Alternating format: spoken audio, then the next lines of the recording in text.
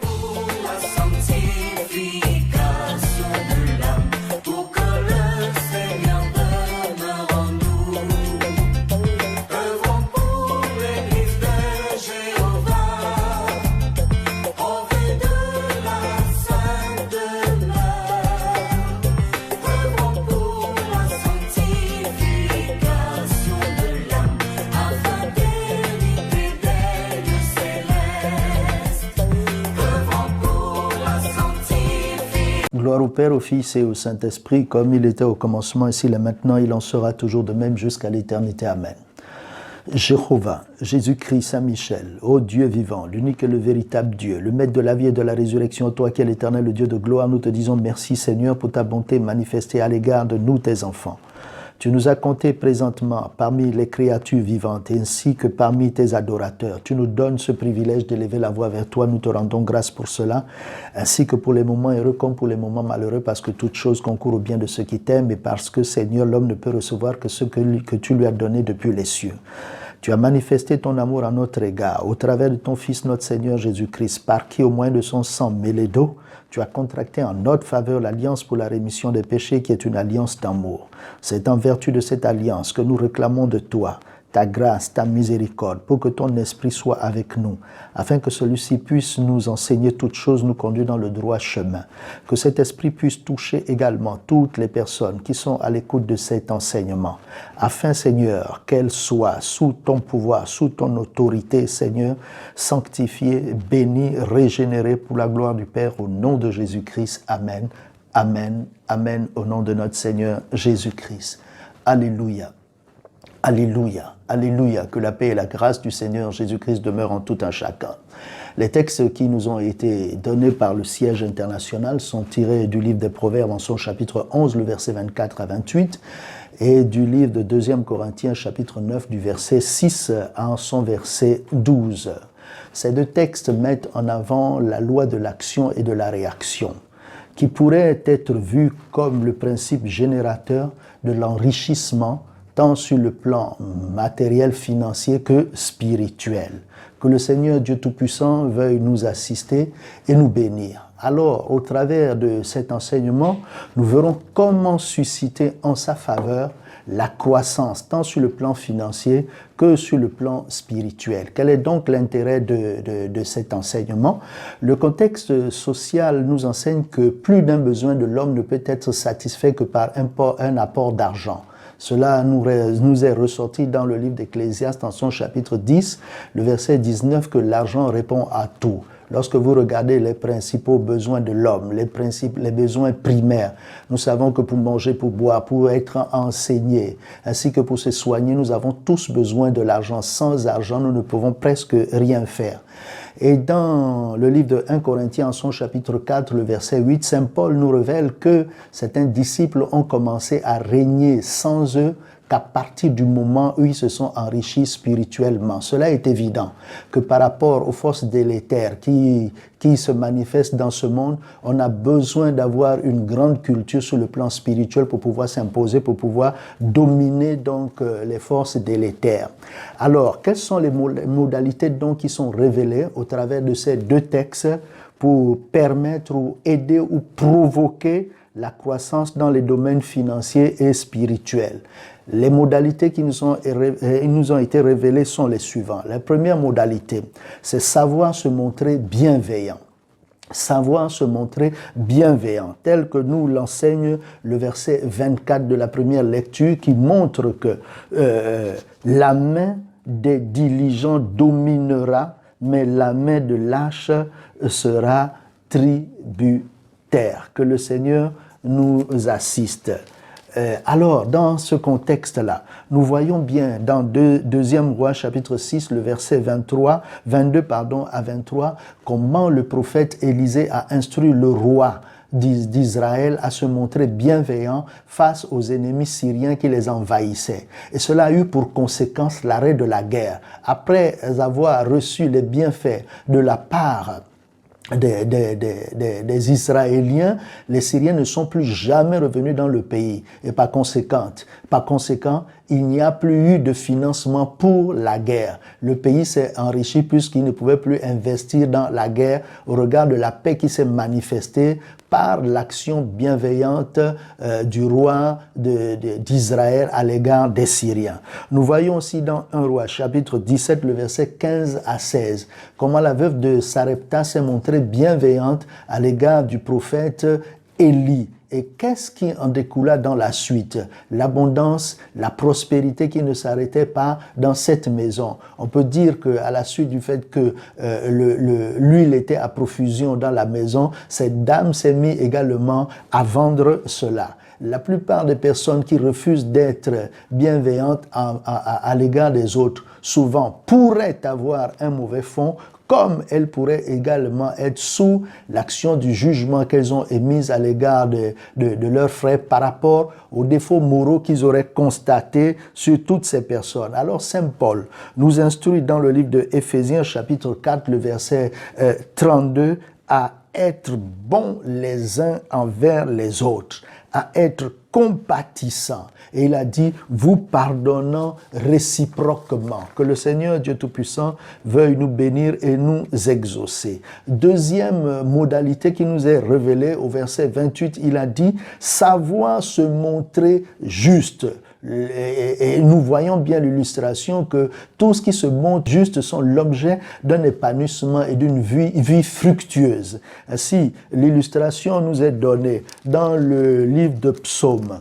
Psaume en son chapitre 1, et voilà ce qu'il était dit. Le prophète prend l'image d'un arbre planté autour des eaux. Psaume chapitre 1, le verset 1 à 3, il dit « Heureux l'homme qui ne marche pas selon le conseil des méchants, qui ne s'arrête pas sur la voie des pécheurs et qui ne s'assied pas en compagnie des moqueurs, mais qui trouve son plaisir dans la loi de l'Éternel et qui la médite jour et nuit. Il est comme un arbre planté près d'un courant d'eau qui donne son fruit en sa saison et dont le feuillage ne se flétrit point. Tout ce qu'il fait lui réussit. Que le Seigneur, Dieu Tout-Puissant, veuille nous assister et nous bénir. Le psaume chapitre 92 du verset 13 au verset 16 illustre encore cela. Quand il montre la croissance même du juste, que le Seigneur veuille nous assister et nous bénir. Comment donc se manifester juste? Le Seigneur Jésus-Christ a montré au travers les Saintes Écritures que le juste, ce n'est pas seulement celui qui marche selon la loi, qui est tout droit, car l'Écriture a dit il n'y a pas un seul juste sur la terre. Mais qui sont ces justes?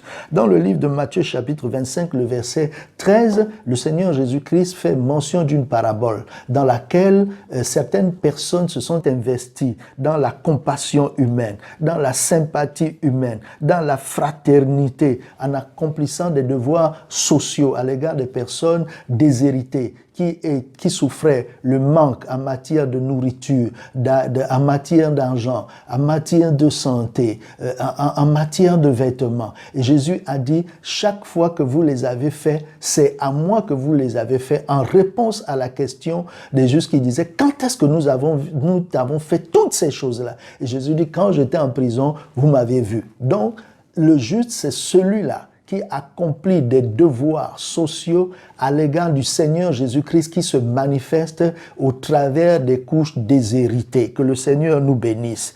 Alors, de Galates chapitre 6, le verset 9 à 10, nous a dit de ne pas nous lasser de faire le bien. On devait faire le bien continuellement parce que Abdias, en son chapitre, au verset 15, a dit que ce que tu fais, c'est ce qui te sera fait. Que le Seigneur veuille nous bénir, nous sanctifier, nous conduire dans la voie juste. Le troisième élément, c'est savoir se montrer travailleur. Savoir se montrer travailleur.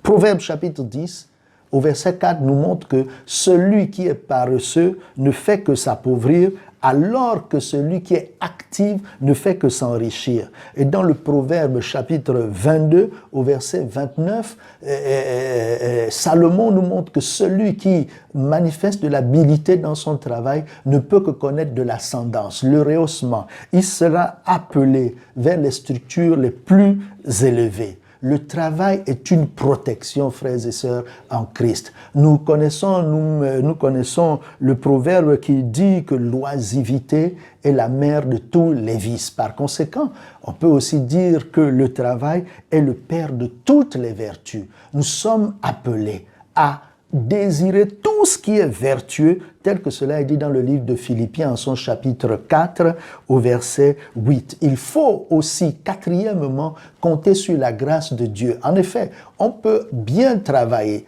mais si la grâce de Dieu n'agit pas sur nous, afin de protéger nos avoirs face aux voleurs, face aux bandits, face aux éléments qui pourraient être destructeurs. Voyons l'image d'une plantation. Si les insectes viennent dévorer malgré tout le travail qu'on aurait fait, tout tombe à l'eau. Par conséquent, nous avons besoin de compter sur la grâce de Dieu. C'est cette grâce-là sur laquelle comptait Joseph dans Actes chapitre 7, le verset 10. C'est cette grâce-là qui l'a élevé sur le plan social, de manière à ce qu'il occupe même la deuxième place dans l'Égypte pour être le gouvernement du pays. C'est sur cette grâce-là que comptait Saint Paul pour le transformer. Il a dit dans 1 Corinthiens chapitre 15, le verset 10, « C'est par la grâce de Dieu que je suis celui que je suis. » Qui était-il par cette grâce-là? Éphésiens chapitre 3, le verset 7 dit que c'est par cette grâce-là qu'il a été ministre de Dieu. Or, Hébreux 12, le verset 15 nous a dit que nous a dit de veiller à ce que nul parmi nous ne manque de cette grâce-là. Comment avoir cette grâce? Jacques 4, verset 6 nous a dit d'être humble, car Dieu fait grâce aux humbles, il fait grâce aux humbles, il fait grâce aux humbles et il résiste aux orgueilleux.